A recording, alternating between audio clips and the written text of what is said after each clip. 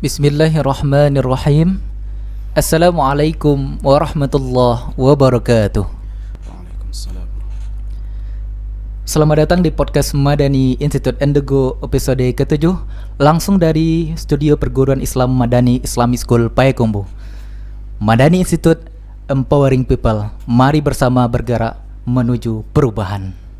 Semoga semuanya dalam keadaan sehat walafiat dan tentunya tetap semangat. Amin amin ya rabbal alamin.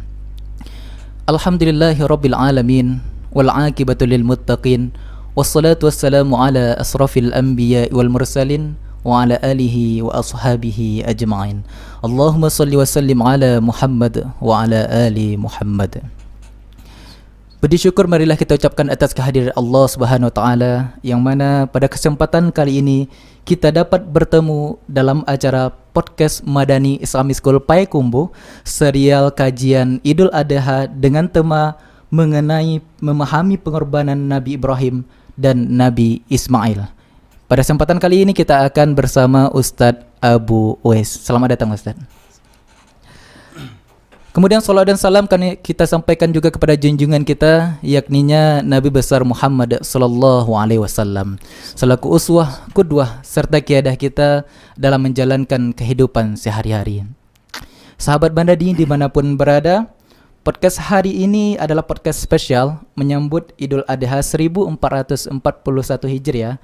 Alhamdulillah di studio kita sudah kedatangan Ustadz Abu Uwais yang akan memberikan banyak ilmu, insyaAllah Ustaz ya, pada kesempatan kali ini. Assalamualaikum Ustaz. Waalaikumsalam warahmatullahi wabarakatuh. Bagaimana kabarnya Ustaz? Alhamdulillah. Alhamdulillah. Gimana perjalanan ke sini Ustaz? Lancar Ustaz? Alhamdulillah, karena sudah pernah sebelumnya ke sini, jadi tidak terlalu sulit. Tidak terlalu sulit. Udah pernah juga ke sini Ustaz ya? Alhamdulillah, alhamdulillah. Dan juga ini juga Ustaz, ini studio baru kami di Madani Institute. Dan alhamdulillah kita juga sebelumnya telah ada kegiatan-kegiatan ya Ustaz ya. Dan kita ucapkan selamat datang Ustaz di studio Madani Islamic School Payakumbuh. Ahlan bikum. Ya. Baik Ustaz, tanpa memperpanjang kata-kata mukadimah, langsung kita dengarkan pemaparan dari Ustaz pada kesempatan kali ini dengan tema memaknai pengorbanan Nabi Ibrahim dan Nabi Ismail. Kepada Ustaz, waktu dan tempat disilahkan. Terima kasih, jazakumullah khairan. Bismillah, assalamualaikum warahmatullahi wabarakatuh. Waalaikumsalam warahmatullahi wabarakatuh. Innal hamdalillahi nahmaduh wa nasta'inuhu wa nastaghfiruh wa na'udzu billahi min syururi anfusina wa sayyiati a'malina. Man yahdihillahu fala mudhillalah wa man yudlil fala hadiyalah. Ashhadu an la ilaha illallah wa ashhadu anna Muhammadan abduhu wa rasuluh. Salawatullahi alaihi wa ala alihi wa sahbihi wa man tabi'ahum bi ihsanin ila yaumiddin, amma ba'du.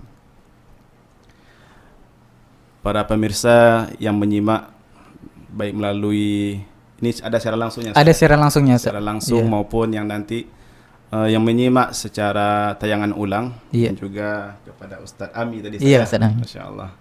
Satu kebahagiaan bisa bertemu dengan Ustadz di studio ini. Syukran Ustadz. Dan juga tim yang mampu mewujudkan sebuah langkah di saat pandemi seperti ini, yeah, yeah, karena memang khususnya anak-anak kita atau kaum muslimin secara umum, dengan adanya pembatasan sosial tentu agak kesulitan mencari di mana bisa menambah ilmu atau yeah, menambah wawasan atau untuk sekedar mencas keimanan mereka. yeah.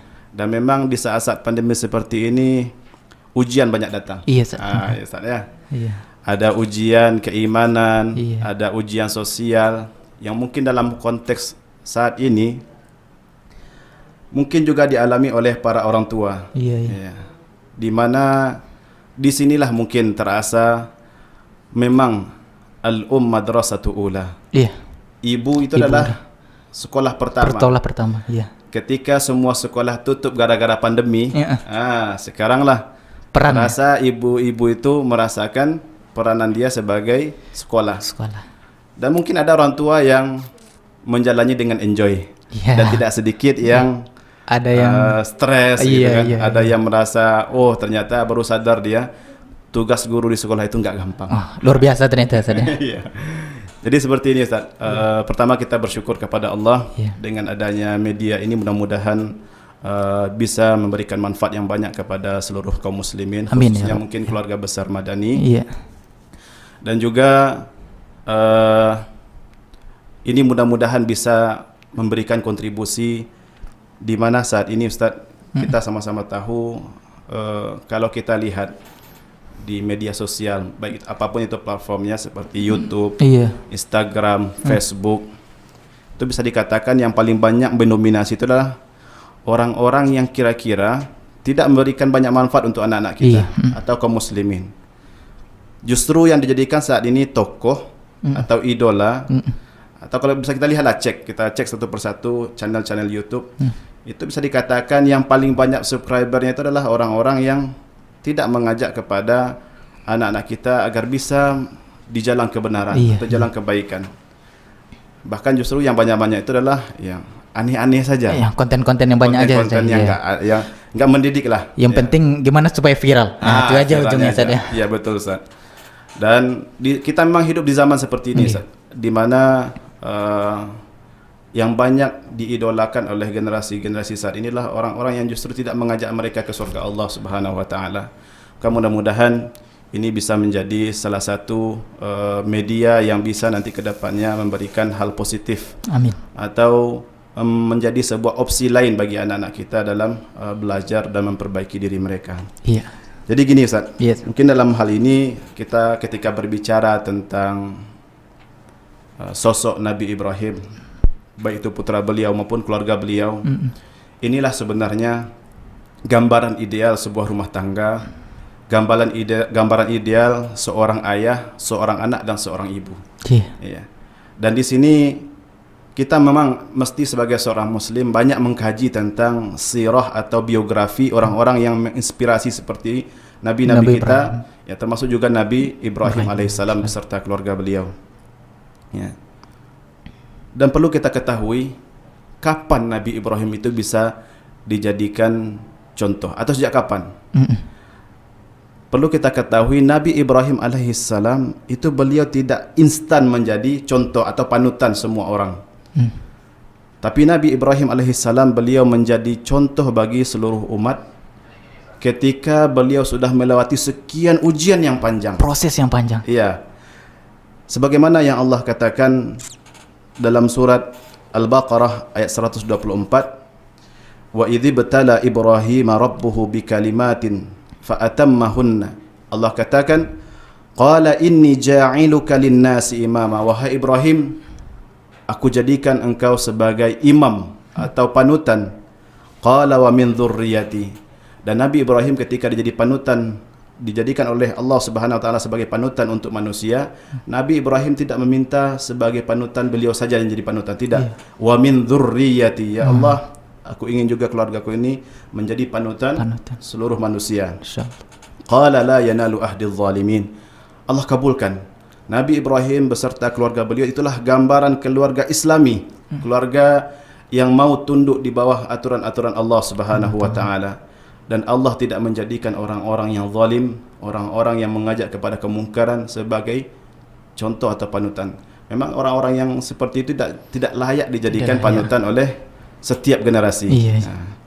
Jadi di sini Ustaz, ternyata memang Nabi Ibrahim alaihissalam beserta keluarga beliau bisa jadi panutan itu melalui ujian dan tempaan yang luar biasa.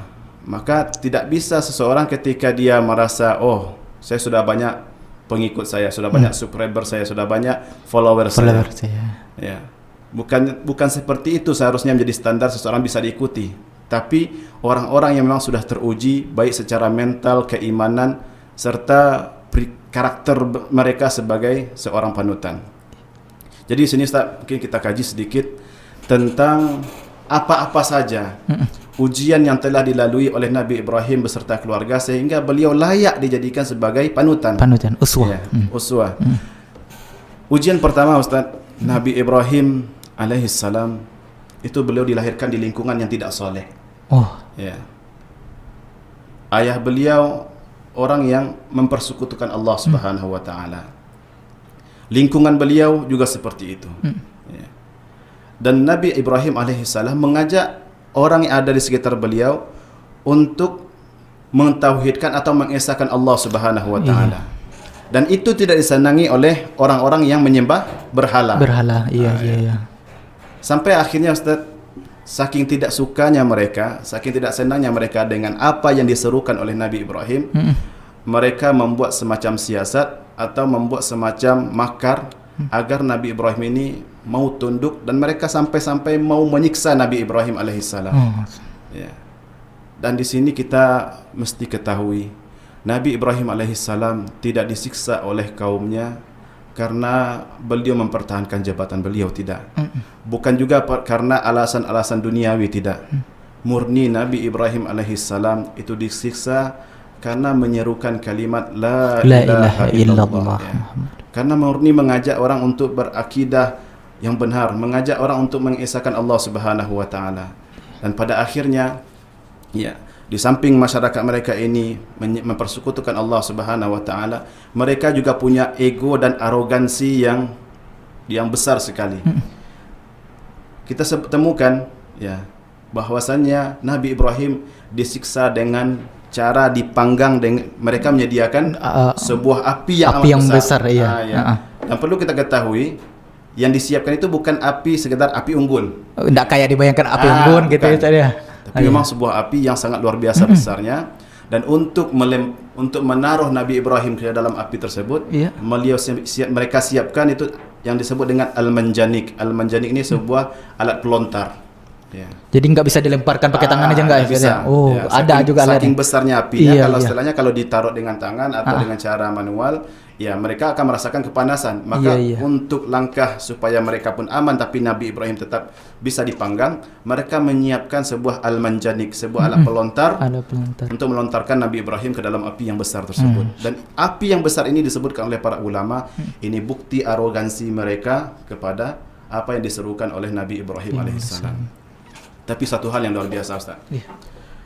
Ketika Nabi Ibrahim akan dilempar ke dalam api, datang malaikat Jibril alaihissalam. Dan malaikat Jibril bertanya kepada Nabi Ibrahim, "Ya Ibrahim, alaka ilayya hajah?" Wahai Ibrahim, apakah engkau butuh sesuatu dariku? Kata malaikat Jibril. Ya. Malaikat Jibril ingin menawarkan sebuah bentuk pertolongan kepada Nabi Ibrahim alaihissalam. Tapi yang luar biasa, Ustaz, apa jawab Nabi Ibrahim? Fa amma ilaika fala. Aku tidak butuh bantuanmu. Nabi Ibrahim sadar, sehebat-hebatnya malaikat tetaplah makhluk Allah. Mereka tidak akan mampu melakukan sesuatu tanpa izin dari Allah Subhanahu wa taala. Nabi Ibrahim katakan, fa amma ilaika fala. Aku tidak butuh bantuan kepadamu. Aku tidak butuh bantuan darimu. Adapun bantuan dari Allah Subhanahu wa taala, inilah yang paling aku butuhkan saat ini. Ya.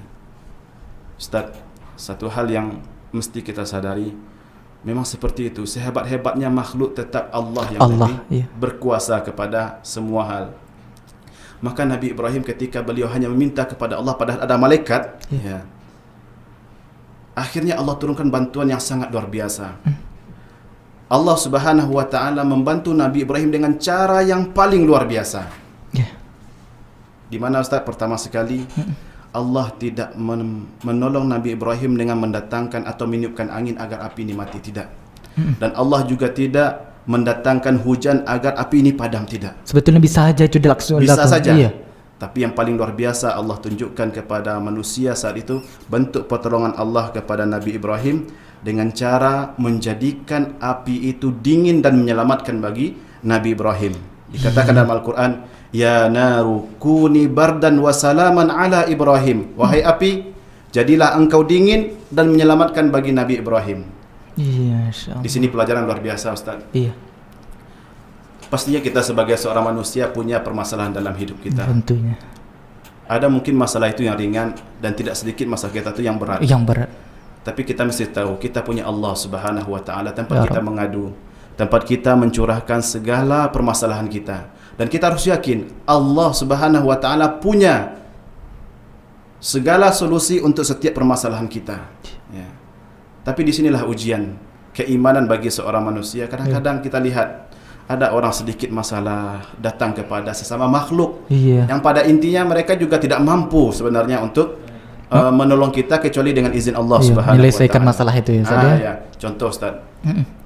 Mungkin di sebahagian daerah masih ada barang hilang datang ke dukun. Iya. Kemudian ada yang hilang datang ke paranormal, datang ke orang pintar. Iya. Pada hakikatnya mereka tidak mampu. Kalaupun mereka mampu, biasanya mereka meminta bantuan dari jin dan ini tidak boleh, haram hukumnya. Dan kita sebagai manusia ketika menempuh langkah tersebut, kita juga kita juga terkena imbasnya. Dan Nabi SAW sudah mengatakan, siapa yang mendatangi dukun atau paranormal atau peramal, Nabi katakan, man ata arrafan aw kahinan fasaddaqahu falam yuqbal salatuhu 40 yawman. Siapa yang mendatangi paranormal, siapa yang mendatangi dukun, siapa yang mendatangi peramal dan dia meyakini apa yang dikatakannya, tidak diterima solatnya 40 hari. 40 hari ya Ustaz? 40 hari Ustaz. Yang kewajiban solat tetap ada. Kewajiban solatnya tetap dilaksanakan. Tetap dilaksanakan, tapi pahala yang dia kerjakan dari solat itu tidak dia dapatkan. Itu kerugian yang sangat luar biasa bagi orang-orang yang masih beranggapan bahwasanya ada kekuatan di atas kekuatan Allah Subhanahu wa taala. Di pelajaran paling berharga ini Ustaz. Maksudnya memang dalam kehidupan kita ini pasti ada masalah, tapi ketahuilah ada Allah yang maha besar. Bukankah setiap kita sekali solat kita membaca Allahu Akbar? Ketika nanti kita melaksanakan ibadah kurban kita juga mengucapkan Allahu Akbar. Setiap kali setelah solat kita wujudkan berzikir, kita mengucapkan Allahu Akbar. Harusnya kalimat Allahu Akbar itu bukan hanya sekedar kita ucapkan di lisan kita, tapi kita rasuki di hati kita bahwasanya memang Allah lah yang paling besar. Tidak ada yang bisa mengalahkan kekuatan dan kekuasaan Allah Subhanahu wa taala. Ini yang pertama Ustaz. Kemudian yang kedua, tentang ujian yang dihadapi oleh Nabi Ibrahim, kita sama-sama tahu, dan sebenarnya kisah tentang Nabi Ibrahim ini sudah banyak disampaikan tentunya Ustaz ya, oleh ustaz-ustaz kita, mungkin di sekolah-sekolah pun para asatizah juga mengajarkan, tapi kita mungkin mencoba mengambil atau melihat dari sisi yang lain, dari lebih kepada sisi pelajarannya. Nabi Ibrahim alaihissalam yang kedua kali beliau mendapatkan ujian, beliau sudah menikah Ustaz. Lama Nabi Ibrahim alaihissalam berkeluarga tapi tidak dikurniai oleh Allah seorang anak. Iya. Dan di sini Ustaz disebutkan oleh para ulama, Nabi Ibrahim baru mendapatkan anak itu ketika usia beliau sudah mendekati usia 100 tahun. Udah sampai 100 tahun Ustaz. Sampai 100 tahun. Iya. Yang paling luar biasa itu Ustaz, Nabi Ibrahim tahu beliau adalah seorang nabi. Tapi tidak beliau gunakan status beliau sebagai seorang nabi itu untuk istilahnya itu misalkan mengatakan seperti ini, ya Allah, aku ini kan nabi, kenapa tidak diberikan aku anak? Seperti itu. Iya. Nabi Ibrahim AS memperhatikan adab-adab dalam berdoa.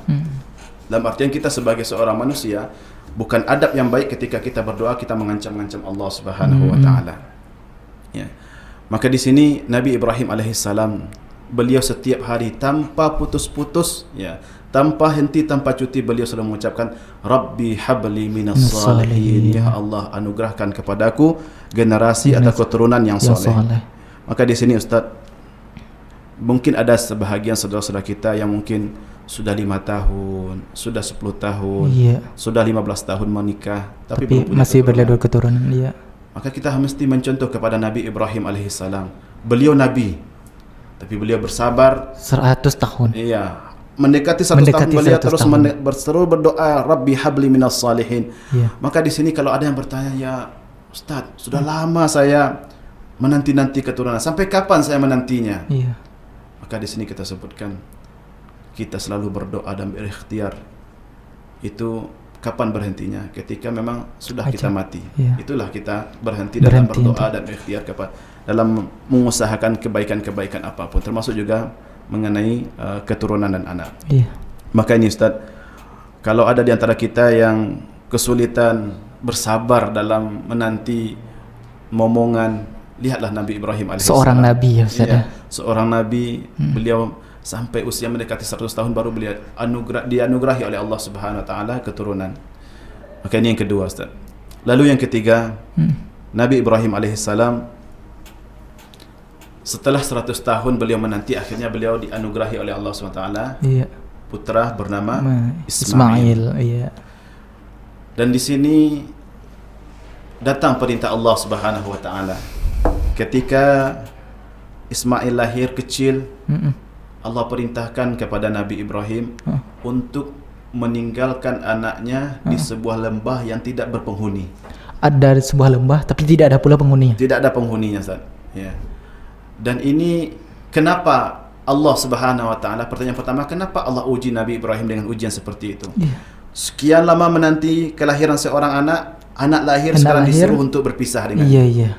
Di sini Ustaz kita melihat ya, dan ulama pun menyimpulkan bahwasannya ketika Nabi Ibrahim diminta untuk meninggalkan putranya, Allah ingin tahu apakah Nabi Ibrahim alaihissalam lebih mencintai Allah atau lebih mencintai putranya. Karena udah menunggu kedatangan nenek hampir 100 tahun ya, Ustaz. Maka kita katakan tadi, kenapa Nabi Ibrahim itu menjadi panutan bagi seluruh orang, bukan instan, tapi setelah melewati ujian. Iya. Nabi Ibrahim, Allah ingin tahu dari Nabi Ibrahim, apakah Nabi Ibrahim lebih cinta putranya yang sudah 100 tahun dinanti-nantikan atau lebih mencintai Allah Subhanahu wa taala. Tapi di sini Ustaz, akhirnya Nabi Ibrahim menunjukkan cintanya tidak ada di hatinya ini kecuali Allah Subhanahu wa taala. Iya, Ustaz. Dan Nabi Ibrahim Ustaz punya panggilan atau gelar Khalilur Rahman. Apa ini, Ustaz? Khalilur Rahman. Khalilur Rahman. Khalil ini Ustaz, sebuah istilah yang menggambarkan tidak ada tingkatan yang lebih daripada itu dalam mencintai Allah Subhanahu wa taala. Masya Allah. Dan ketika itu, ya, istilahnya dikatakan tidak ada rongga di hati Nabi Ibrahim ini kecuali ada nama Allah Subhanahu wa taala. Ketika itu Nabi Ibrahim AS menunjukkan bukti cinta beliau hantarkan istri dan anak kecil, ya, anak putra yang selama ini beliau nantikan, beliau antarkan ke sebuah lembah yang tidak berpenghuni. Ketika itu Ustaz, ketika ditinggalkan oleh Nabi Ibrahim, istrinya bertanya, "Ya Ibrahim, ila man taqiluna?" Wahai Ibrahim, ini kami engkau tinggalkan dengan siapa? Iya. Biwadin ghaira dhi inasin wala syai'. Di sebuah lembah yang tidak ada orang satupun dan tidak ada apa-apa pun. Ya. Maka di sini istri Nabi Ibrahim bertanya, "Wahai Ibrahim, kepada siapa ini engkau tinggalkan kami?" Kan? Ya wajar saja sebagai seorang manusia bertanya, ini tidak ada sumber makanan, tidak ada sumber minuman, tidak ada tumbuh-tumbuhan kecuali pepohonan, hanya sekedar tempat berlindung. Jauh dari keramaian. Tidak ada kehidupan sama sekali, Ustaz. Dan wajar seorang istri bertanya kepada suaminya. Dan ketika itu ditanyakan 1 kali, 2 kali, 3 kali, istrinya bertanya, Nabi Ibrahim diam. "Ya Ibrahim, kepada siapa kami ini engkau tinggalkan? Siapa yang akan menjaga kami?" Iya. Ya. 3 kali istri Nabi Ibrahim bertanya, 3 kali Nabi Ibrahim diam saja. Jadi yang itu diam saja, Ustaz. Diam saja, tidak menjawab, Ustaz. Sampai akhirnya istri Nabi Ibrahim, Siti Hajar, mengatakan kepada Nabi Ibrahim, "Ya Ibrahim, Allahu amaraka bihadza." Siti Hajar ketika 3 kali bertanya kepada Nabi Ibrahim tidak dijawab, dia mulai merenungi, mungkin pertanyaan yang salah. Ya. Oh iya. Mungkin pertanyaan saya yang salah. Lalu dia rubah pertanyaannya, "Ya Ibrahim, Allahu amaraka bihadza." Wahai Ibrahim, apakah Allah yang memerintahkanmu untuk meninggalkan kami di sini? Iya. Lalu Nabi Ibrahim mengatakan, "Na'am, iya." Lalu ketika itu dijawab oleh istri beliau, "Idzan fa innallaha la yudayyi'una." Kalau begitu pergilah wahai Ibrahim, karena pasti Allah Subhanahu wa taala tidak akan menyia-nyiakan kami. Maka di sini Ustaz, ini contoh seorang istri yang luar biasa. Ya. Istri dari seorang nabi. Maka di sini istri-istri yang seperti ini bukanlah istri-istri yang dibesarkan oleh sinetron tentunya, Ustaz. Istri seperti istri Nabi Ibrahim bukan istri yang habis waktunya bermedia sosial, tapi adalah istri yang ditempa dengan ilmu, yang ditempa dengan tarbiyah yang baik dari keluarga mereka. Ya. Maka ini sebuah contoh yang luar biasa bagi para istri. Ketika suami memerintahkan suatu hal yang memang perintah Allah Subhanahu wa taala, mestinya sikap yang diambil oleh seorang isteri adalah ikuti. Ya. Ikuti. Ya, ikuti. Karena satu hal yang baik dari setiap apapun yang diperintahkan oleh Allah Subhanahu wa taala pasti ada kemaslahatan bagi kita sebagai Tentunya, sebagai umat.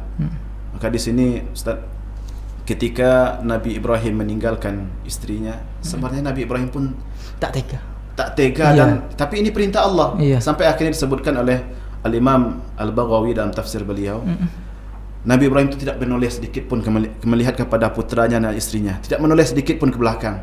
Sampai pada akhirnya sudah agak jauh, Iya. ya, sudah enggak kelihatan lagi istri dan anak beliau, barulah beliau menengok ke belakang. Iya, Masya Allah. Ini bukti bahasanya Nabi Ibrahim berupaya untuk menegarkan hatinya. Ketika beliau lihat ke belakang, beliau berdoa kepada Allah Subhanahu wa taala, ya Allah, aku telah tinggalkan anak dan keluargaku di tempat yang tidak ada tumbuh-tumbuhan sedikit pun. Iya. Dan Nabi Ibrahim berdoa agar tempat itu nanti ramai, ya. Tempat itu subur, tempat itu nanti ramai dikunjungi oleh manusia. Dan kini kita lihat tempat itu adalah Makkah Al-Mukarramah. Ya, top. Ya. Semua orang datang dari berbagai penjuru dunia datang. Bisa kita katakan, selain dan tentunya dengan izin dari Allah SWT, kalau bukan karena doa dari Nabi Ibrahim AS, belum tentu negeri Mekah itu bisa seramai saat ini. Ya. Dan memang Ustaz, Mekah itu tidak ada bisa tumbuh di sana.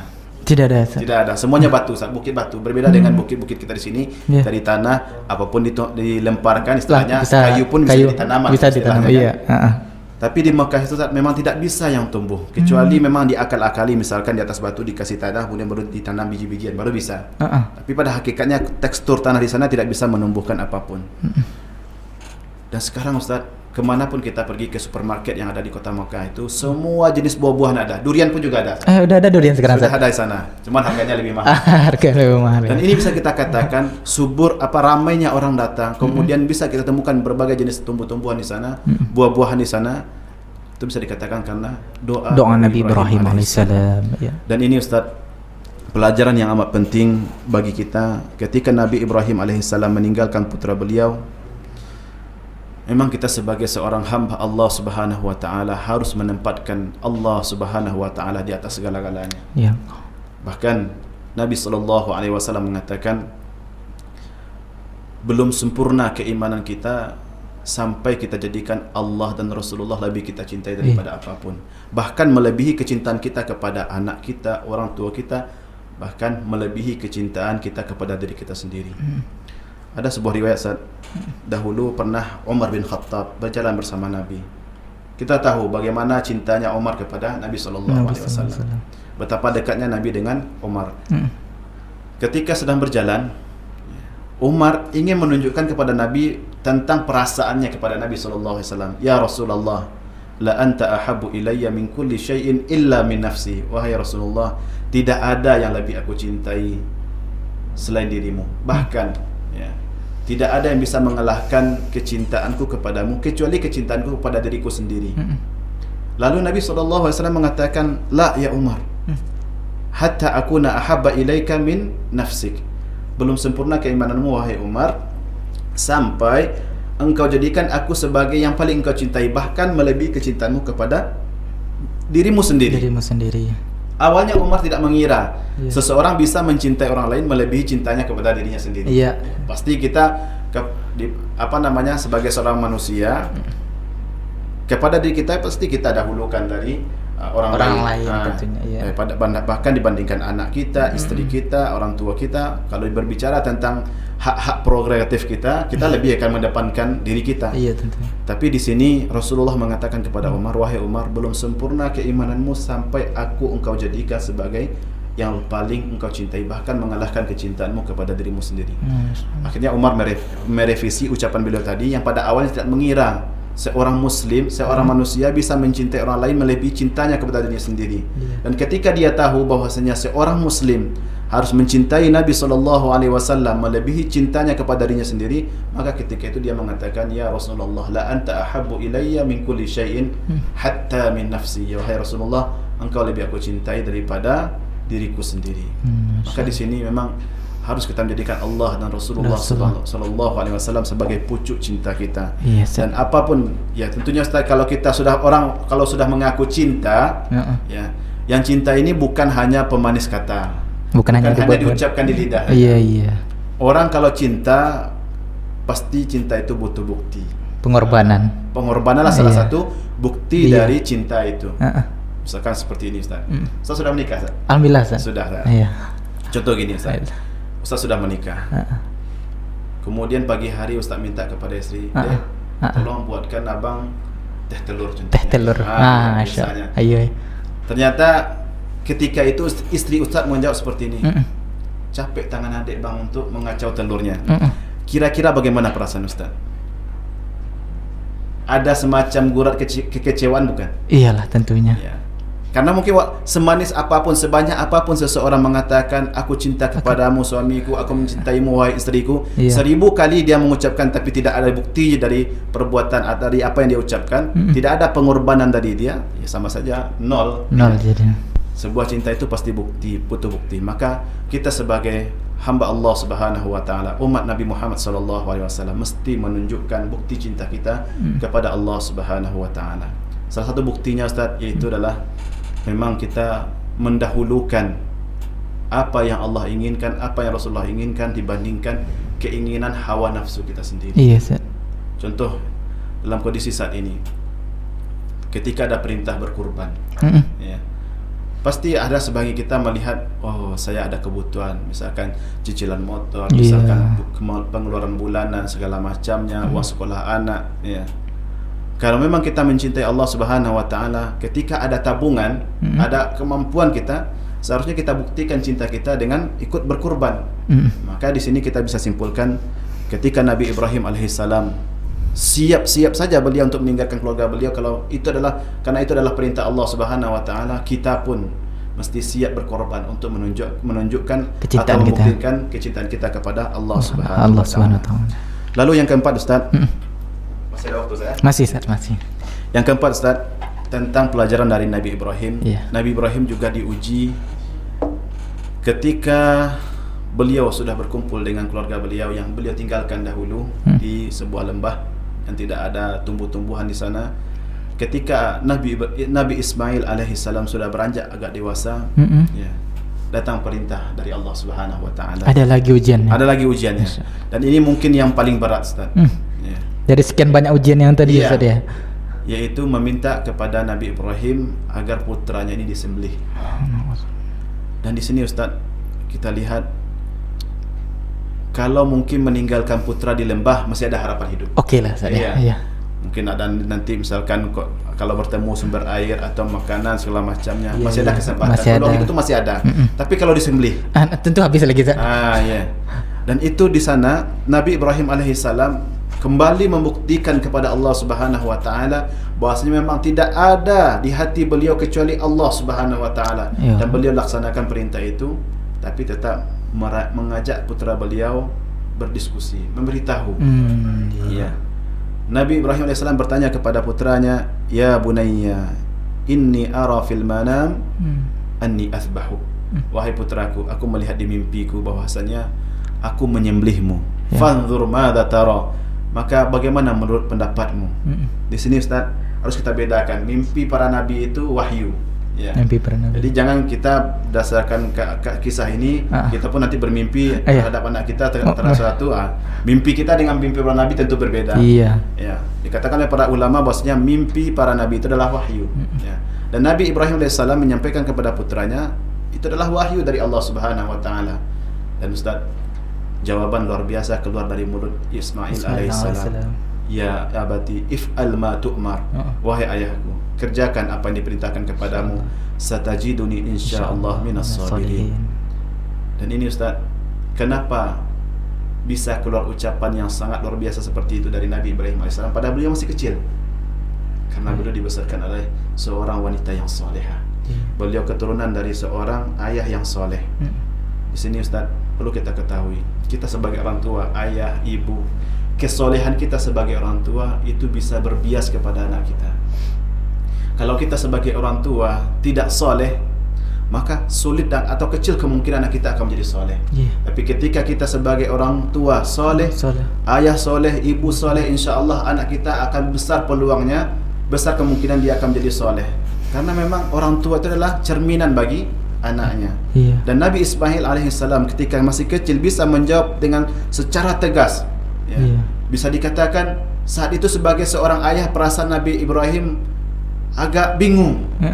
Harus mengorbankan anak yang selama ini dia cintai, yang dia nanti-nanti selama Iya. itu, kemudian sudah besar sekarang harus dikorbankan, harus disembelih. Tapi ternyata Nabi Ismail menjawab. Nabi Ismail memperkuat, ya, mempertegas kepada ayahnya, ya abati if'al ma tu'mar. Ya. Wahai ayahku, kerjakan apa diperintahkan kepadamu. Maka di sini Ustaz, memang kita sebagai keluarga itu saling kuat, harus saling kuat menguatkan. Ayah menguatkan anak, anak menguatkan ayah, ayah menguatkan ibu, ibu menguatkan ayah. Memang seperti itu tugas kita sebagai seorang kepala keluarga, sebagai ayah, sebagai ibu, sebagai anak. Ya. Dan ini perlu. Terkadang memang dalam kehidupan kita ini, anak pribadi pernah melihat Ustaz, ada orang tua yang alhamdulillah anak ini dididik dengan baik, baik pendidikan di rumah maupun pendidikan di sekolah, sampai akhirnya memang anda mendengar sendiri ada seorang teman yang ketika ayahnya tertidur, anaknya yang bangunkan. Ayahnya masih tertidur Iya, ya? dibangunkan untuk sholat. Masya Allah. Abi bangun sholat. Bangun, iya. Padahal anaknya ini masih kecil. Masih kecil ya. Coba Ustaz bayangkan, apakah mungkin seorang anak ada mau untuk membangunkan ayahnya untuk sholat kalau seandainya anak ini tidak pernah diajak untuk sholat? Iya, tentunya. Dia tidak tahu dengan kewajiban sholat kalau seandainya tidak diajarkan. Tapi ketika dibiasakan hal seperti ini, pastinya kesolehan kita akan berbias kepada anak kita. Maka di sini Ustaz pelajaran yang sangat luar biasa. Nabi Ibrahim alaihissalam tidak pernah ragu-ragu untuk berkorban kepada Allah Subhanahu wa taala, dan beliau semakin bersemangat mengerjakan apa yang diperintahkan Allah ketika memang melihat anaknya pun mendukung beliau, iya, apa yang diperintahkan oleh Allah Subhanahu wa taala. Ya. Maka ini pembinaan keluarga itu sangat penting, dan kesolehan orang tua itu pasti berbias kepada. Berarti diawali dari keluarga ya, Ustaz. Iya, Ustaz.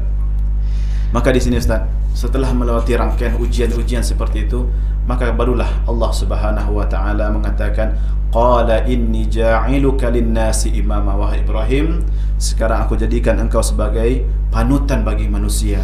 Dan Nabi Ibrahim mengatakan bukan diri beliau saja, wa min dzurriyyati. Ya Allah, yang layak menjadikan panutan bukan aku saja, tapi juga ada istrinya, ada anaknya, keluarga. Ya. Maka di sini Ustaz, saya dalam poin ini pengen menekankan pertama kepada para ayah, ya, dimanapun berada mendengarkan kajian ini. Iya. Kita sebagai seorang ayah, kewajiban terbesar kita itu bukanlah memberikan nafkah anak kita. Kewajiban terbesar kita itu bukanlah memberikan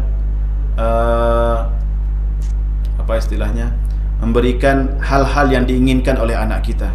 Justru kewajiban terbesar kita itu sudah Allah jelaskan dalam surat At-Tahrim ayat 6. Allah mengatakan, ya ayyuhalladzina amanu qu anfusakum wa ahlikum nara. Wahai orang-orang yang beriman, jagalah diri kalian, jagalah keluarga kalian dari api neraka. Itu Ustaz, itu kewajiban yang paling besar bagi seorang ayah. Ya. Jadi ayah tidak perlu khawatir, ya, tidak perlu mengkhawatirkan, oh akan terjadi gempa nanti anak saya meninggal, oh akan terjadi ini segala macamnya. Yang penting itu bukan bagaimana anak kita mati. Yang paling penting setelah mereka mati, kemana mereka muaranya, kemana mereka pergi, apakah ke surga Allah Subhanahu wa taala atau naudzubillah ke neraka Allah. Maka di sini perlu kita ketahui kewajiban terutama kepada para ayah, kewajiban kita terbesar itu adalah menjaga keluarga kita dari api neraka. Maka di sini tugas ayah harus bisa menjadi panutan bagi anak-anaknya. Ya. Menjadi panutan karena berkaitan dengan tadi di awal kita nyampaikan, Ustaz, anak-anak kita ini kalau dia tidak menemukan apa yang akan mereka contoh, mereka akan menjadi contoh yang lain. Dan anak-anak Ustaz, itu adalah apa namanya kita istilahkan peniru yang paling unggul. Coba Ustaz, anak kita kecil apapun diajarkan bisa. Mau diajarkan nyanyi-nyanyi langsung nangkap, langsung bisa mempraktekkan. Mau diajar baca Quran juga bisa. Mau diajarkan puisi juga bisa. Mau diajarkan menari pun bisa. Diajarkan berenang juga bisa. Anak-anak itu adalah peniru yang paling ulung. Maka kalau seandainya kita sebagai ayah, sebagai orang tua tidak bisa menjadi panutan kepada anak, nanti anak kita akan meniru yang lain. Panutan yang lain. Dia akan Maka kita mesti memberikan contoh yang terbaik bagi anak kita. Ya. Dan perlu kita ketahui para ayah, para orang tua, kelak di hari kiamat Rasulullah telah menjelaskan yuhsyarul mar'u ma'a man ahab. Setiap kita ini nanti akan dibangkitkan oleh Allah dan Allah kumpulkan bersama orang-orang yang kita cintai, orang-orang yang kita idolakan, orang-orang yang kita jadikan panutan. Kalau seandainya anak-anak kita menjadikan panutan, yang jadi mereka jadikan panutan adalah orang-orang yang tidak seakidah dengan kita. Contoh Ustaz, ada orang anak-anak ni hobi bermain bola. Dia kenal dengan sosok misalkan Cristiano Ronaldo, Lionel Messi dan yang lain-lain. Ya. Dan kita tidak tahu bagaimana akhir hayat orang-orang yang mereka idolakan ini. Apakah Cristiano Ronaldo, Messi dan segala macamnya itu meninggal dalam keadaan kafir atau tidak kafir? Kita tidak tahu. Khawatirnya ketika mereka sudah jadikan idola oleh anak-anak kita, kemudian mati mereka dalam keadaan kafir, kemudian kelak dikumpulkan oleh Allah Subhanahu wa taala bersama mereka. Ya, tentunya orang kafir tempatnya di neraka, Ustaz. Karena kita tidak ingin tentunya ketika mereka menjadikan ketika anak kita menjadikan mereka sebagai panutan, justru nanti di hari kiamat Allah kumpulkan mereka di tempat yang tidak kita inginkan, anak kita berada di sana. Jadi ini Ustaz, bagi ayah, kemudian bagi ibu, kita berpesan, jadilah kita pendidik yang baik di rumah bagi anak-anak kita. Anak sering menemukan seperti ini Ustaz, fenomena ketika anak-anak ini di sekolah ditempa, dididik dengan baik, justru runtuh nanti ketika pulang ke rumah. Kenapa Ustaz? Ya karena tidak menemukan sosok ibu yang bisa membina anak-anaknya. Dan sekarang Ustaz banyak yang akan melalaikan ibu-ibu. Lebih banyak lagi kita dikatakan di zaman sekarang. Zaman dahulu yang mungkin yang melenakan ibu-ibu itu adalah kalau enggak majalah, kalau enggak sinetron. Sekarang ibu-ibu banyak dilelaikan oleh HP dan media sosial. Dan ini adalah fitnah yang menimpa hampir semua rumah tangga. Maka kalau seandainya anak kita terbengkalai hanya karena kita bermedia sosial, tinggalkanlah media sosial itu. Kita kini sudah menyadari bahwasanya madrasatul ula, ibu itu adalah sekolah pertama. Di saat pandemi ini kita merasakan, mungkin ibu-ibu sudah tahu bagaimana mendidik anak itu ternyata tidak gampang. Maka kalau sudah tahu kita tidak gampang, maka tidak sepatutnya kita menyambil-nyambil. Ketika sudah berhadapan dengan anak, tinggalkan semua yang akan mengganggu. Tatap mata anak kita ketika mendidik dan membina mereka. Dan ini Ustaz, satu hal yang mesti kita sadari bersama, khususnya para ibu. Kalau seandainya anak-anak kita tidak mendapatkan sosok ibu yang baik, khawatir kita nanti anak kita tumbuh tanpa perhatian, akan menjadi kelak ketika mereka dewasa justru menjadi sampah masyarakat. Dan ini kita bawa Ustaz. Coba Ustaz, boleh periksa nanti. Kita di Kota Payakumbuh ini ada penjara anak-anak Ustaz di Tanjung Pati. Coba lihat, rata-rata anak-anak yang bermasalah sampai masuk penjara itu, apakah mereka dibesarkan dari keluarga yang baik-baik saja, atau keluarga yang broken home, atau keluarga yang memang ada ayah, ada ibu tapi tidak mendapatkan perhatian dari ayah dan ibunya. Ada seorang ulama Ustaz di Mesir sana yang bernama Syekh atau Dr. Ibrahim Nasih Ulwan.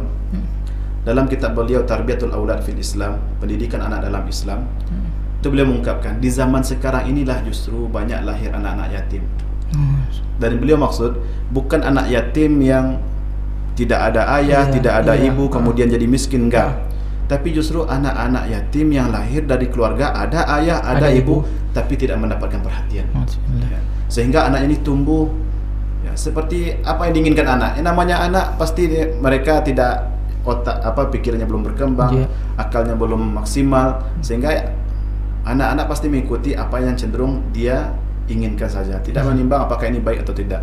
Maka di sini Ustaz yang Allah, semoga Allah jaga kita semua, bahwasanya kita sebagai orang tua harus mampu meniru. Kalau kita ayah, tirulah Nabi Ibrahim alaihissalam. Kita ibu, tirulah istri beliau. Kemudian kalau kita anak, cobalah kita didik anak kita ini dengan pola pendidikan yang memang menghasilkan seperti sosok Nabi Ismail yang mampu menguatkan ayahnya. Dan mustahil Nabi Ismail bisa menguatkan ayahnya kalau seandainya Nabi Ismail tidak melalui proses sepanjang itu Jadi semuanya Ustaz, keluarga Nabi Ibrahim alaihissalam ini gambaran keluarga yang ideal, yang semua itu butuh proses. Kita tidak mengatakan seorang ayah, seorang ibu atau seorang anak atau sebuah keluarga bisa menjadi baik secara instan, tidak. Semuanya butuh proses. Dan itu mesti kita lalui dengan dengan ikhtiar dan doa semaksimal mungkin. Kita mohonkan kepada Allah Subhanahu wa taala, mudah-mudahan Allah memberikan kepada kita taufik sehingga bisa menjadikan keluarga kita yang baik bisa menjadi lebih baik, yang kurang baik mudah-mudahan bisa menjadi baik, atau rumah tangga yang sudah mulai retak dengan kita menuntut ilmu, insyaallah ta'ala kita mengetahui hak dan kewajiban kita masing-masing, insyaallah itu akan menjadi perekat kembali dari yang sudah retak. Wallahu a'lam bishawab. Mungkin ini yang dapat Anda sampaikan pada kesempatan kali ini, Ustaz. Terima kasih Ustaz atas paparannya pada kesempatan kali ini. Luar biasa sekali Ustaz atas paparan Ustaz. Tentunya sedikit pada kesempatan kali ini Anda akan bertanya Ustaz langsung pada kesempatan kali ini. Sekarang Ustaz, kita sangat khawatir ya Ustaz dengan kondisi anak-anak kita yang pada kesempatan kali ini baik itu ukuran SD, sekolah dasar ataupun SMP, bahkan yang udah besar. Kadang kata-kata yang keluar dari mulut seorang anak ini Ustaz, kadang mungkin menurutnya dengan zaman sekarang ini udah biasa gitu kan, tapi bagi orang tua itu tuh udah perkataan yang paling udah ndak baik gitu didengar gitu kan. Bagaimana cara kita Ustaz untuk mengarahkan anak-anak ini supaya nanti memang menjadi anak yang berbakti kepada orang tua sebagaimana yang dilakukan oleh Nabi Ismail alaihissalam Ustaz. Bismillah, walhamdulillah, wassalatu wassalamu ala rasulillah wa ala alihi wa sahbihi wa man wala.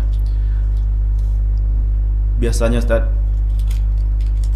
kalau lingkungan tidak baik, kecil kemungkinan anak-anak kita akan jadi baik. Kalau lingkungan baik, besar kemungkinan anak kita pun akan jadi baik. Ya. Maka di sini perlu kita ingat dengan siapa anak kita berteman, dengan siapa anak kita bergaul, dengan siapa anak kita titipkan pendidikannya.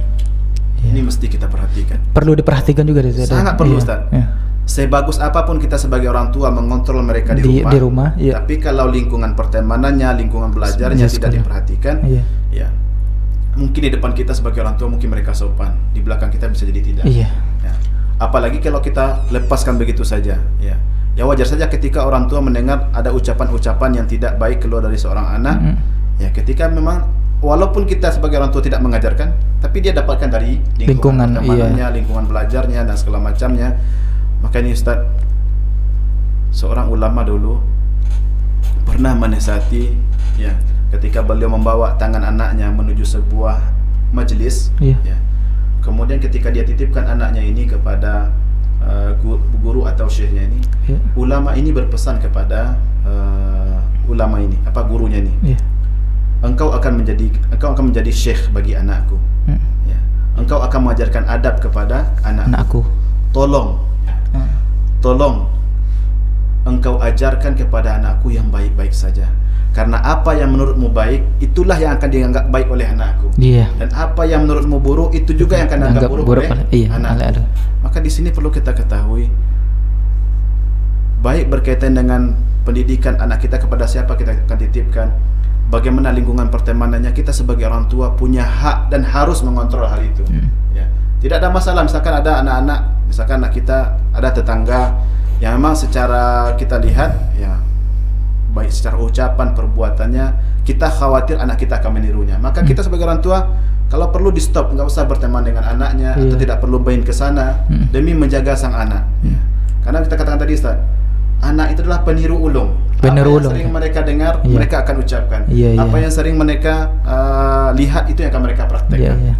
Maka ini perlu kita perhatikan, dan memang efek dari lingkungan ini sangat besar sekali.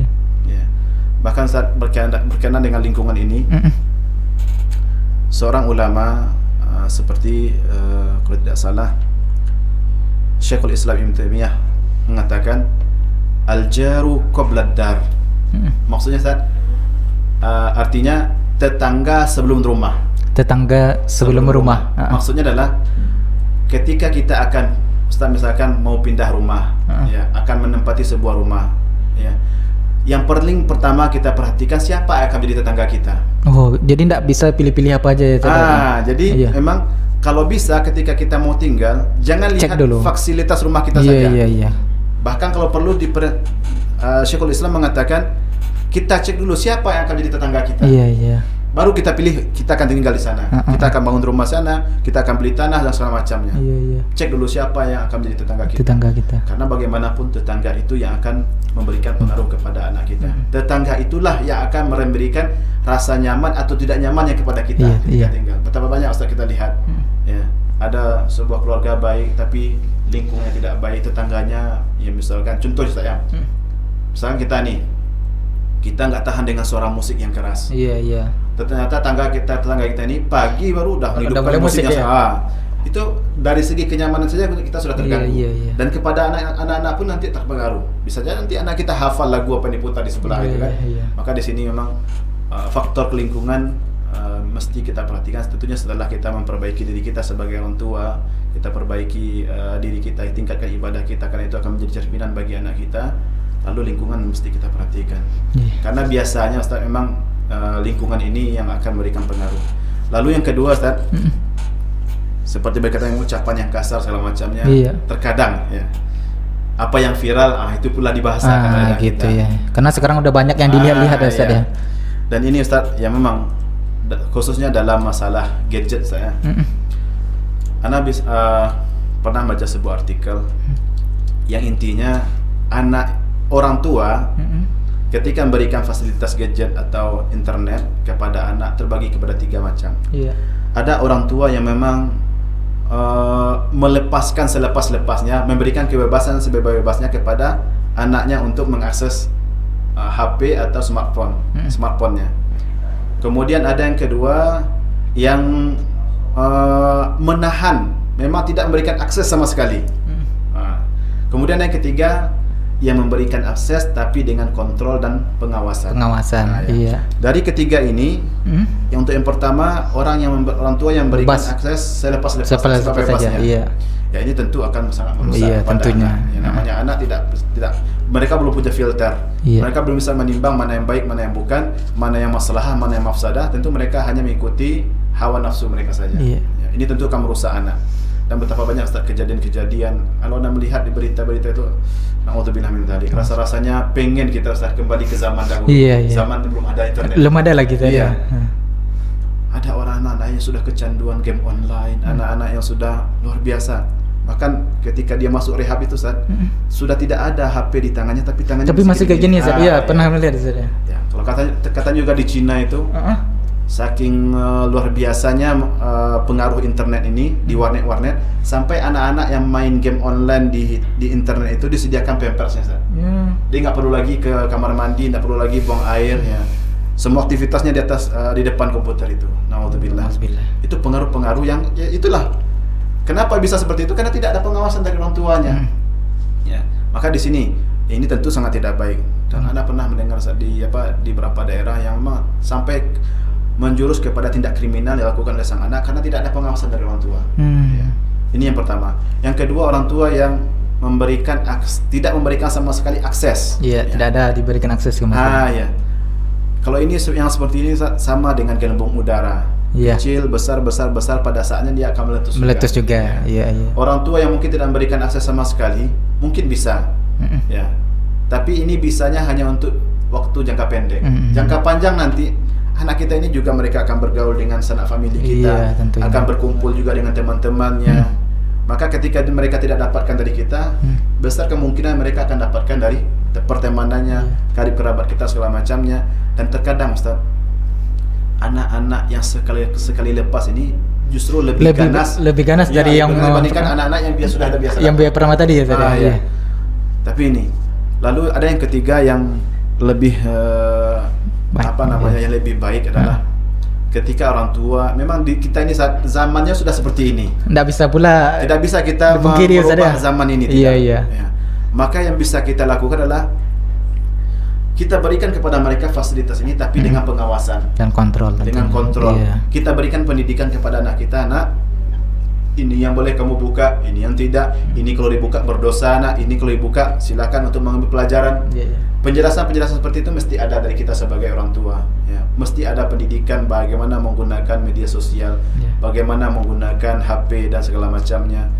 Karena kalau tidak ada pembinaan seperti ini dari kita, kita khawatir anak kita akan rusak gara-gara teknologi ini. Dan ini sudah banyak kasus-kasusnya, Ustaz.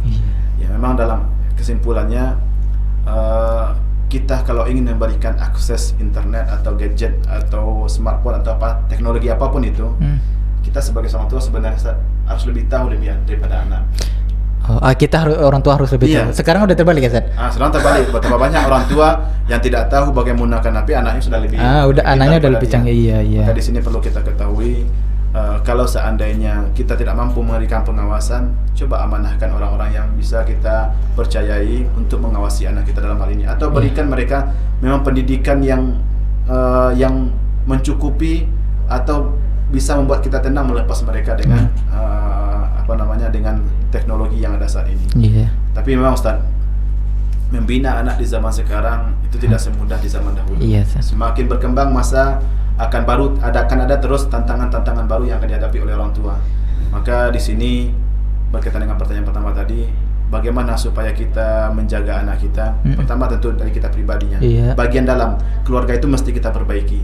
Kemudian untuk bagian luarnya, siapa tetangga kita, siapa teman anak kita. Kemudian bagaimana mereka akan menggunakan teknologi itu mesti kita kawal, mesti kita berikan kontrol kepada mereka. Kita jaga kontrol, maksudnya kita yang mengontrolnya gitu. Mungkin itu Allah. Terima kasih Ustaz. Langsung Ustaz. Terima kasih Ustaz atas pemaparannya yang luar biasa pada kesempatan kali ini. Kita minta sesi terakhir untuk Ustaz. Bagaimana nih Ustaz hikmah ya kita untuk sesi terakhir Ustaz ya, hikmah dari peristiwa Nabi Ibrahim dan Ismail ini. Setelah itu nanti kita lanjut ke penutupan Ustaz ya. Silakan Ustaz. Bismillah walhamdulillah wassalatu wassalamu ala rasulillah wa ala alihi wa sahbihi wa man wala. Mungkin tadi dari apa yang sudah kita sampaikan sampai akhir ini, itulah hikmah-hikmah yang bisa kita berikan. Adapun kesimpulannya, memang sebuah keluarga yang baik itu lahir dan terbentuk butuh dengan proses. Salah satu proses yang paling penting itu adalah bagaimana kita sebagai keluarga juga berilmu, hadir di majelis ilmu tanpa henti-henti menambah pengetahuan kita. Itulah salah satu kuncinya. Karena dalam menjalani kehidupan ini, persoalan-persoalan kita terus baru. Problem-problem kita dalam kehidupan ini pasti ada yang baru-baru. Dalam menjalani hidup ini mustahil kita hanya menghadapi masalah itu saja. Pasti bertambah dan bertambah. Dan bagaimana mungkin kita akan menghadapi permasalahan yang bertambah tanpa ilmu yang bertambah? Maka ini Ustaz dan pemirsa dimanapun berada, perlu kita sebagai seorang hamba Allah Subhanahu Wa Taala memberikan peningkatan dalam diri kita. Nabi Ibrahim alaihissalam dan keluarganya bisa menjadi panutan, itu butuh proses. Salah satu proses yang beliau lewati adalah beliau sebagai seorang nabi tentu mendapatkan ajaran dari Allah Subhanahu Wa Taala. Dan kita sebagai seorang manusia di zaman-zaman sekarang ini sudah banyak media-media yang bisa kita jadikan sebagai pembelajaran, baik itu yang sifatnya online maupun offline. Alhamdulillah di saat-saat seperti ini sudah ada beberapa kajian-kajian yang langsung diadakan di daerah-daerah, atau khususnya mungkin daerah-daerah yang sudah berada di zona hijau. Maka mari kita manfaatkan majlis-majlis ilmu yang ada di masjid-masjid atau di majlis ta'lim yang ada untuk menambah ilmu kita, terutama ilmu-ilmu berkaitan dengan pribadi kita dulu. Dan memang seperti ini Ustaz. Ilmu itu ada yang fardu ain, ada yang fardu kifayah. Untuk ilmu-ilmu yang fardu ain mesti kita pelajari, seperti bagaimana mengenal Allah, bagaimana mentauhidkan Allah, kemudian bagaimana menyembah Allah, bagaimana cara solat. Itu kan kewajiban kita masing-masing. Maka ini wajib kita ketahui. Terutama juga dalam bagaimana membina anak, kemudian mengetahui hak-hak kita sebagai seorang suami, kewajiban kita sebagai suami, hak-hak kita sebagai istri, kewajiban kita sebagai seorang istri. Ini mesti kita ketahui agar rumah tangga kita ini menjadi rumah tangga yang sakinah, mawaddah dan rahmah. Kalau tidak seandainya tanpa kita jalani hidup ini tanpa ilmu, ya memang kebanyakan masalah-masalah itu muncul karena kita tidak tahu. Maka ketika ada peluang untuk belajar, kenapa tidak kita manfaatkan?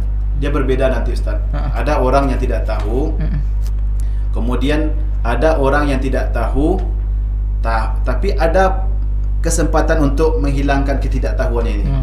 Ini berbeda hukumnya nanti. Ada orang yang tidak tahu, benar-benar tidak tahu. cari tahu sini, cari tahu ke sana, tidak ada peluang untuk mencari tahu. Iya. Ya. Berbeda nanti dengan orang yang dia tidak tahu, padahal kesempatan untuk mencari tahu ada. Banyak sekali. Iya. Maka ketika dia tidak memanfaatkan kesempatan ini, ya hukumnya berbeda dengan orang yang pertama tadi. Yang pertama tadi. Maka di sini mungkin hikmah yang paling penting itu adalah memang untuk menjadi keluarga yang baik itu butuh proses. Di antara proses yang mesti kita lalui itu adalah belajar dan belajar. Kalau seandainya kita tidak belajar, ya biasanya masalah itu muncul karena kita tidak tahu. Tidak tahu. Iya. Allahu a'lam, Ustaz. Syukran Ustaz. Alhamdulillah Ustaz, terima kasih Ustaz atas pemaparannya pada kesempatan kali ini, luar biasa sekali atas penyampaian Ustaz. Baik sahabat Madani dimanapun berada, itulah agenda kita pada kesempatan kali ini Ustaz. Syukran jazakallah Ustaz telah bersedia Ustaz mampir di studio kami Ustaz. Mudah-mudahan nanti untuk kesempatan selanjutnya bisa mampir lagi Ustaz. Insyaallah. Iya. Bismillah. Mohon doanya juga Ustaz agar sekolah kami terus jadi lebih baik untuk kedepannya Ustaz. Mudah-mudahan Madani Islamic School Payakumbuh bisa berkembang di Payakumbuh mau provinsi maupun di Indonesia Ustaz tentunya. Ya. Baik ayah bunda dimanapun berada, sahabat Madani juga dimanapun berada, demikianlah podcast Madani Institute on the Go episode 7 spesial menyambut Idul Adha. Mengingatkan bagi kita semua sahabat Madani dimanapun berada, InsyaAllah besok kita berpuasa hari Arafah ya Ustaz ya. Hari Arafah, jangan lewatkan mendapatkan pahala yang berlimpah di hari Arafah tersebut, dan juga perbanyak amalan sunnah lainnya serta zikir-zikir tentunya.